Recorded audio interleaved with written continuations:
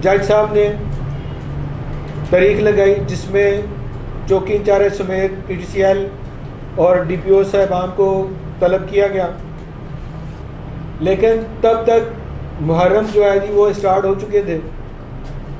तो इन्होंने सब ने कहा जी कि अब तो मुहर्रम की छुट्टियां हो गई हैं और हम इस तरफ बिज़ी हैं, तो पुलिस फोर्स वहाँ पे मसरूफ़ हो गई और किसी किस्म के कोई कमेंट्स भी नहीं आए। अलगर गुज़श्ता ये जो 16 तारीख थी, ये तारीख थी, पुलिस ने इस पर कमेंट्स दिए हैं, क्या दिए हैं कुछ पता नहीं, लेकिन ना तो अभी तक इन 4-3 महीने हो गए हैं कि ना तो मुझे मीटर लगा के इन्होंने दिया, मेरी इलेक्ट्रिसिटी बहाल हुई, ना ही सुई गैस बहाल हुई।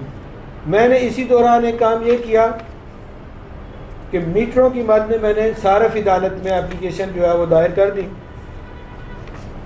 कि बहुत सारे इस तरह के मसाइल जो होते हैं सारफ के दौरान जो होते हैं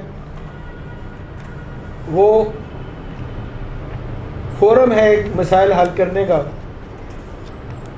मैं वहाँ भी जाता रहा। 4 तारीख को मैंने सारफ अदालत में जो है एप्लीकेशन मूव की, उसके ऊपर मैडम ने उनको नोटिस किए। बड़ी ईद से पहले 2 तारीखें हुई, मुहर्रम की छुट्टियों से पहले 7 तारीखें हुई, लेकिन PTCL ने जवाब दावा दायर नहीं किया। 2 महीने के बाद जब जुर्माना होने लगा, सिंगल साइडेड डिसीजन लेने लगी मैडम, तो उन्होंने ये जवाब दावा दायर किया। इसमें उन्होंने PTCL वालों ने मौक़िफ़ अख्तियार किया कि जी इनको चाहिए था कि ये हमें पार्टी बनाने की बजाय सुई गैस के महकमे को पार्टी बनाते, वापडा को पार्टी बनाते, जबकि इन्होंने उन दोनों महकमों को नज़रअंदाज करके सिर्फ हमें पार्टी बनाया।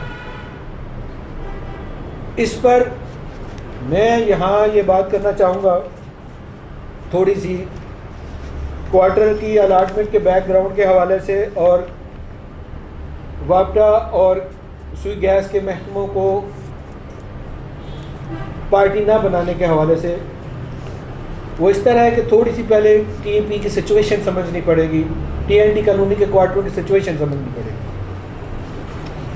TNT कॉलोनी जब से मार्ज वजूद में आई है, एक बल्क मीटर लगा हुआ है जी, सुई गैस वालों का भी और वापटे वालों का भी।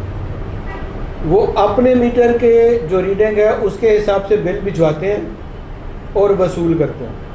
अंदर PTCL है, TAP है, NRTC है, इनके अपने सब मीटर लगे हुए हैं। वो अपने हिसाब से, अपनी रीडिंग के हिसाब से पैसे कैलकुलेट करते हैं, एक जगह पे इकट्ठे करते हैं और PTCL में जमा होते हैं। PTCL के अरबाब अख्तियार जो हैं वो बैंकों में जमा करवाते हैं और सुई गैस और जो है वापडा वालों को वो पेमेंट हो जाती है जी। इसलिए मैंने वापडा को और सुई गैस के महकमे को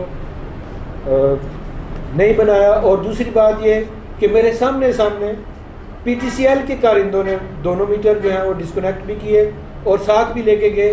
तो फिर मुझे ना वापडा को पार्टी बनाने की ज़रूरत है और ना ही महकमा सुई गैस को पार्टी बनाने की ज़रूरत है कि जब एक कार्रवाई PTCL के स्टाफ कॉलेज के लोग कारिंदे उनकी गुंडा फोर्स कर रही है, तो फिर किसी दूसरे महकमे को या उसके किसी बंदे को या मुलाजिम को वहाँ पे पार्टी बनाना जो है वो कानूनन जायज़ भी नहीं है, बनता भी नहीं है और उनका कोई इख्तियार भी नहीं।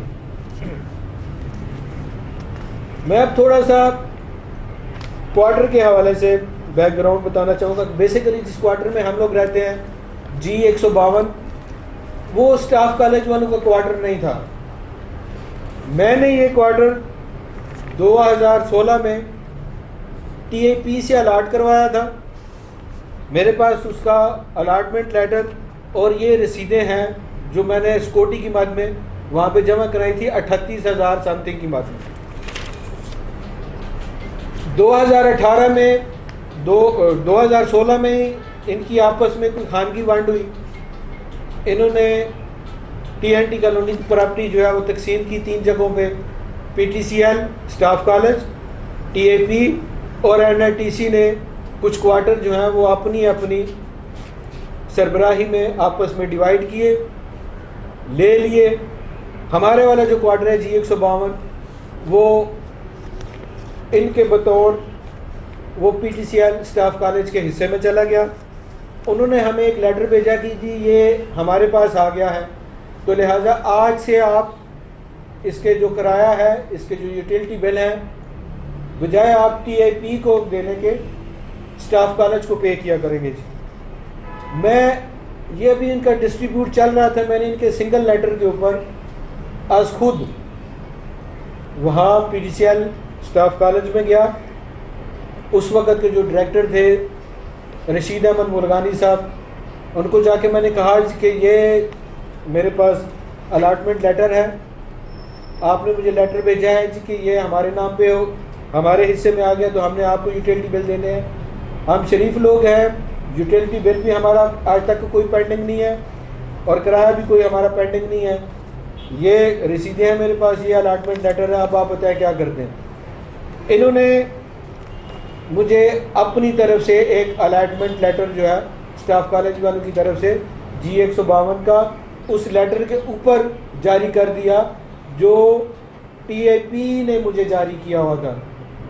मैंने इन्हें कहा, इन्होंने जब मुझसे फिर सिक्योरिटी तलब की कि जी अब आप हमें सिक्योरिटी भी दें, मैंने कहा सर जी ये मैंने आपको रसीदें दी हैं, मेरी 38,000 समथिंग सिक्योरिटी जो है वो जमा है, तो आपको अब मैं और क्यों सिक्योरिटी मुहैया करूं। मैंने कहा जी वो सिक्योरिटी टीएपी वालों के पास रह गई है, वो सिक्योरिटी जाने, आप जाने, हमारा सिक्योरिटी के साथ कोई ताल्लुक वास्ता नहीं, आप हमें सिक्योरिटी जमा करवाएं। मैंने इनको दोबारा से 9,000 रुपया सिक्योरिटी फिर जमा करवाई और इसके ऊपर कि ये सिक्योरिटी मुझे टीएपी वाले रिफ़ंड करेंगे तो मैं ये रकम भी आपको दे दूंगा, या आप मुझसे लेटर ले लें। आपने जहाँ क्वार्टर ले लिया उनसे सिक्योरिटी आपको पहले तो लेके आनी चाहिए थी, या जिस वक्त आपने क्वार्टर लिया था हमें चाहिए था, हमारे सामने आप उन्हें कहते कि जी आप हमें कहते कि आप सिक्योरिटी इनसे ले लें, क्वार्टर हमने ले लिया है, आगे आप सिक्योरिटी हमें जमा करवाएं। इन्होंने कहा अच्छा जी चले हम लोग कर लेंगे। उस वक़्त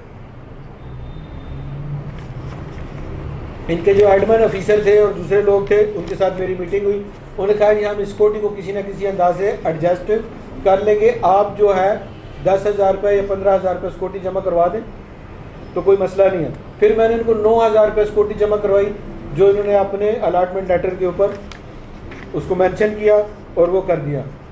फिर हुआ यूँ जी, यही क्वार्टर G152 कुछ अर्से के बाद जब मैंने देखा कि पीटीसीएल ने कुछ क्वार्टर जो हैं वो पुलिस वालों को दिए हुए हैं, कुछ दीगर एजेंसीज वालों को दिए हुए हैं, कुछ दूसरे महकमों को दिए हुए हैं, तो उनसे वो रेंट जो है उनकी सैलरी के अंदर जो है उसके हिसाब से डिटेक्ट करते हैं। मसलन जितना हाउस अलाउंस पुलिस वालों को मिलता है उस हिसाब से उन्होंने उनसे अपना जो किराया वो एडजस्ट किया हुआ है कि किसी का 1500 है तो उससे 1500 रुपया लेते हैं, किसी का 2000 है तो 2000 लेते हैं, जबकि मुझसे वो ज़्यादा ले रहे थे। तो मेरा एक भाई लोकल गवर्नमेंट में सेक्रेटरी है, यूनियन काउंसिल में उस वक्त पहले टीएपी यूनियन हाउसिंग सोसाइटी वाली यूनियन काउंसिल में था, आजकल वो शाह मोहम्मद यूनियन काउंसिल में है, विलेज काउंसिल में। स्टाफ कॉलेज की एक सैदुल्ला खान साहब एडमिन मैनेजर थे, उन्होंने कहा कि तुम उस किराए को डिटेक्ट करवाना चाहते हो तो तुम इस क्वार्टर को अपने भाई के नाम पे ट्रांसफ़र करवा लो तो किराया आपका कम हो जाएगा। आप चूँकि बिजनेसमैन हो, जर्नलिस्ट हो, आपका हम काम नहीं कर सकते, आपका भाई सरकारी आदमी है, उसके नाम पे अलाट करवाओ तो ये किराया आपका कम हो जाएगा। तो मैंने किराया कम करवाने के लिए वो क्वार्टर जो मेरे नाम पे अलाट था, जहाँ पे मेरी सारी सिक्योरिटी जमा थी, वो मैंने अपने भाई के नाम पे अलाट करवा लिया जी किराया कम करवाने के लिए। और उस वक़्त फिर भाई के नाम पे क्वार्टर अलाट करवाने के लिए इन्होंने दोबारा से मुझसे सिक्योरिटी तलब की, ना मेरी वो सिक्योरिटी जो इनके पास जमा थी रिफंड की, और ना वो मेरी वो सिक्योरिटी जो TAP वालों के पास थी वो रिफ़ंड की, ना ही एडजस्ट की, ना ही ये एडजस्ट की। मुझे असर 9 सिक्योरिटी जमा करवानी पड़ी, 9,000 रुपया, और मैंने 9,000 रुपये जमा करवा के ये क्वार्टर अपने भाई के नाम पे जो है अलाट करवा लिया। फिर ये झगड़ा क्यों हुआ, मसला क्यों हुआ? ये इस तरह हुआ जी, मेरी फैमिली में मेरे माँ बाप नहीं, वालिदैन जो हैं वो इस दुनिया फ़ानी से कूच कर चुके हैं। हम बहन भाई हैं आपस में। हमारी एक सिस्टर सेंट्रल जेल पे रिहाइश पजीर है, जो हमारा खाना भी पकाती हैं, कपड़े भी धोती हैं,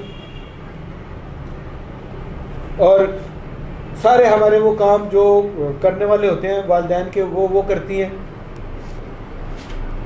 हम खाना खाने के लिए तीनों टाइम सेंट्रल जेल पे उनके घर में आते हैं, कपड़े धुलाने के लिए उनके घर में आते हैं, वहीं पे खाते हैं। वहाँ से खा पी के सोने के लिए हम इस क्वार्टर में, मज़कूरा क्वार्टर में चले जाते हैं रात के टाइम पे।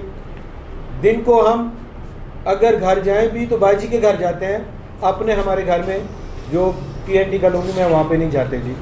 तो वो दिन भर क्वार्टर बंद रहता है, रात को वो क्वार्टर ऑन होता है, रात को वो चलता है। तो इनका एक फाइनेंस मैनेजर है जी सैयद वसीम शाह, उसने देखा कि यार इनके गैस के यूनिट जो हैं वो 20-25 होते हैं, 30 होते हैं, 15 होते हैं, 10 होते हैं। बिजली के जो यूनिट है वो भी कभी 40 से ज़्यादा नहीं हुए। तो ये क्या करते हैं, टेम्परिंग कर रखी है इन्होंने। ये उसने सोचा और उसने एक टीम भिजवाई मीटरों को चेक करने के लिए।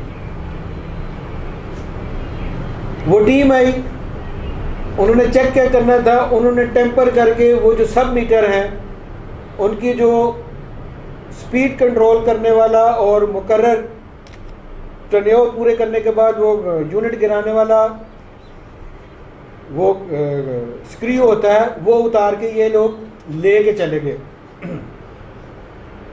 अब जो ही अगले महीने से यूनिट लाइट के गैस के उसी तरह आ रहे थे, क्योंकि हम गैस वहाँ पे नहाने के लिए पानी गर्म करते हैं, अंडा उबाल कर लेते हैं, चाय बना लेते हैं, या कोई रेडीमेड चीज़ आ गई है तो उसको गर्म करने के लिए चूल्हा जला लेते हैं। इस तरह हम लोग उसे इस्तेमाल करते थे। बहरहाल इन्होंने उसके साथ टेम्पर किया, वो मीटर तेज़ कर दिया जी।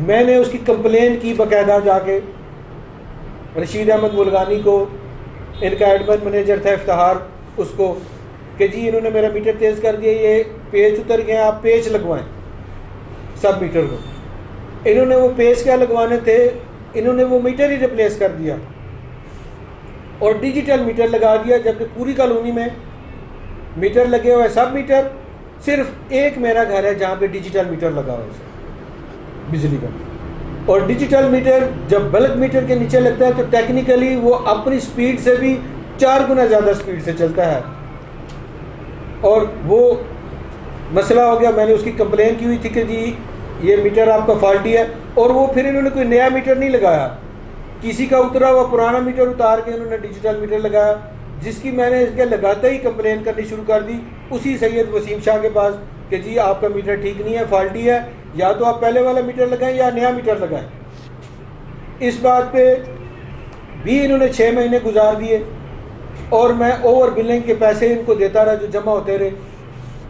आखिर तंग आके मैं मुल्गानी के पास चला गया, रशीद अहमद मुल्गानी के पास। उसने अपने सिक्योरिटी इंचार्ज बाबर खान को कहा कि जाओ जी इनका मीटर चेक करो और ये मसला हल करो। 1 महीने तक वो भी नहीं आया, तो मैंने उस महीने का बिल मई का इनको पे नहीं किया। इसी साल के मई का बिल पे नहीं किया, जिसकी लास्ट डेट थी 20 जून।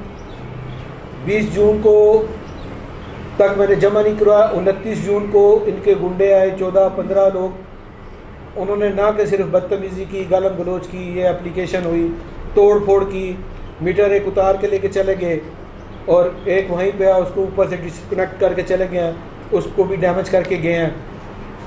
ये टोटल सारी स्टोरी है जी, ट्रू स्टोरी जो है। अब आज भी चूँकि मैं मीडिया पर्सन हूँ, आज भी मैं ये मीडिया के पास ना आता, ये बातें सारी मैं ना बताता खुल के सारी स्टोरी, कि ये कहते कि ये मीडिया में जाके मामलात को उछाल के फेवर लेना चाहता है। मैं आज भी मीडिया के पास नहीं आता, लेकिन मुझे इन्होंने बताया कि जी स्टाफ कॉलेज के सैयद वसीम शाह, आसफ, इफ्तिखार अली और मुराद शाह, ये 4 लोग गठजोड़ कर रहे हैं कि जी इसने अदालत में केस किए हुए हैं, ये जीते या हारे, हम क्या करेंगे कि इसकी बिजली डायरेक्ट लगाएंगे और फिर सैयद शाह को कह के इस पर FIR कटवाएंगे कि जिसने डायरेक्ट बिजली लगाई हुई है, और फिर FIA में केस करके इसको रगड़ा देंगे। इनकी इस धमकी जो बिला वास्ता तौर पे मुझ तक पहुंची इनडायरेक्टली, इसको मद्देनज़र रखते हुए मैंने आज मीडिया के सामने ये प्रेस कॉन्फ्रेंस करनी और असल हक़ाइक़ लाने ज़रूरी समझे जी। Thank you very much. और मैं ये चाहता हूँ कि अगर ये कल कलां को ये इस तरह का कुछ करें तो ये आपके नोटिस में होना चाहिए, इंतज़ामिया के नोटिस में होना चाहिए कि सैयद शाह उनके साथ मिल के बजाय इसके कि लॉ एंड आर्डर को कंट्रोल करे, फसाद ना बर्पा करे, कानून की अमलदारी जो है उसको कायम व दायम रखे, वो उनका साथ दे के, गुंडों का साथ दे के कानूनी के अंदर शरीफ शहरियों को परेशान कर रहा है, लॉ एंड आर्डर की सिचुएशन ख़राब कर रहा है, ला कानूनियत की इंतहा कर रहा है। Thank you very much. आपके अगर कोई क्वेश्चन हो तो मैं बताने के लिए तैयार हूँ। आपका जो शिकायत है ना आपकी, वो शिकायत आपकी इंचार्ज चौकी F से जो भी है सैयद शाह के खिलाफ जी, तमाम अफसरान के जनाब इस पर साइन हुए हैं और कार्रवाई के लिए सैयद शाह को इस पर कार्रवाई करें। सैयद शाह की तरफ से आपका सारा जो मुद्दा है ना, तो यहाँ से आपका काम शुरू होगा। तो सैयद शाह काम नहीं कर, सैयद शाह काम करेगा तो ये तफ्तीश में सारी चीज़ें आएंगी। जी जी, सारी चीज़ें तफ्तीश में आएंगी। आपका जो मेन चीज़ ये है कि TIP चौकी का इंचार्ज सैयद शाह जो है वो अफसरान 12 को भी मतलब के बाईपास कर रहा है, और आपकी जो फरियाद है, जो कंप्लेन है जो है उस पर बदरामद नहीं कर रहा। जी बिल्कुल, मैं यही कहना चाहता हूँ कि आपकी आवाज़ के अफसरान 12 इस पे नोटिस नहीं। जी बिल्कुल, मैं यही चाहता हूँ कि आप देख सकते हैं कि इसके ऊपर SHO के अहकामात हैं, सैयद शाह ने नज़रअंदाज किए, DSP हेडक्वार्टर के अहकामात हैं, सैयद शाह ने नज़रअंदाज किए, और एडिशनल SP अयाज खान के सिग्नेचर हैं जी, उसको भी उसने नज़रअंदाज किया, बल्कि मैं तो कहूँगा कि रद्दी की टोकरी में डाल दिया या जूते की नोक पे रख लिया। क्या वजह है कि स्टाफ कॉलेज के इनकार जो है वो आपसे कोई ज़ाती दुश्मनी निकाल रहे हैं? सर अब इसमें कोई ज़ाती दुश्मनी है या नहीं है, मैं ज़ाती दुश्मनी भी कह सकते हैं आप इसे, कि मैं बिलावजह फ़ोटो सेशन का कायल नहीं हूँ, और स्टाफ कॉलेज के ये जो लोग हैं, वसीम शाह हो गया, आसिफ हो गया, इफ्तिखार अली हो गया और XYZ हो गए, ये जो लोग हैं ये असल में हर वक्त चाहते हैं कि कैमरे वाले लोग इनके आगे पीछे फिरें। आप पुलिस के भी पास जाके थक चुके हैं। जी जी, आपको पुलिस से भी इंसाफ की तवक्को नहीं है, आप यहाँ पे भी आ गए हैं, फिर भी आपको इंसाफ नहीं मिलता। सर मुझे अपने मुल्क की अदालतों के ऊपर मुकम्मल भरोसा है। हम सदर पाकिस्तान को भी कह देते हैं कि I will see you in court, हम पुलिस को भी कह देते हैं कि I will see you in court, और मैं इस वक्त 2 अदालतों में ऑलरेडी मौजूद हूँ, सारफ अदालत में और शीशन जज साहब के पास, और मुझे पूरी तवक्को है, पूरी उम्मीद है कि यहाँ से मुझे इंसाफ मिलेगा, पूरा इंसाफ मिलेगा, मेरी दादरसी भी होगी और जो मुजरमान हैं उनको सज़ा भी होगी। अच्छा, ये एक बात बताएं, अभी 2 सवाल हैं। एक सवाल ये है, जो आपको यहाँ पे डायरी नंबर लिखा हुआ है जी, क्या आप वहाँ पे वापस कहें कि आपके डायरी नंबर पे कोई उस पर काम हुआ है? दूसरी बात, आपने DPO को दरख्वास्त दी, क्या DPO से आपकी मुलाकात हुई है? जी 4 दफ़ा मुलाकात हुई है, उन्होंने मुझे DSP हेडक्वार्टर के पास भेजा, उन्होंने मुझे एडिशनल SP साहब के पास भेजा। डायरी के हवाले से एक ही दफ़ा नंबर लगता है, बार बार नंबर नहीं लगता, और ये 4 अफसरान जिनके ऊपर सिग्नेचर हुए हैं, पहली दफ़ा नंबर लगता है, उसके बाद अफसरान के पास जाते हैं और वो फिर उनके नोटिस में होता है जनाब।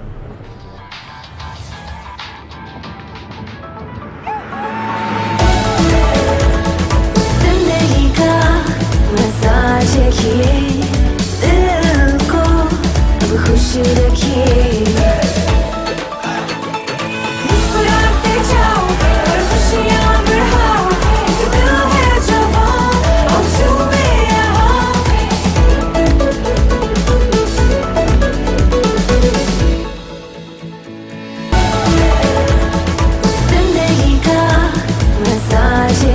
दिल की उम्र दिल को खुश रखने में है। अगर दिल को आप भी खुश रखना चाहते हैं तो इस्तेमाल करें मुजाहिद कुकिंग ऑयल, जिसमें शामिल हैं विटामिन ए एंड बी, जो आपकी फैमिली को रखें एक मुजाहिद की तरह मजबूत। मुजाहिदगी एंड कुकिंग ऑयल आपकी सेहत का ज़ामिन। FCTV के ऑफिशियल YouTube चैनल को सब्सक्राइब करें, बेल आइकन को प्रेस करें ताकि हमारी ताज़ा तरीन अपडेट से आगाह रह सकें।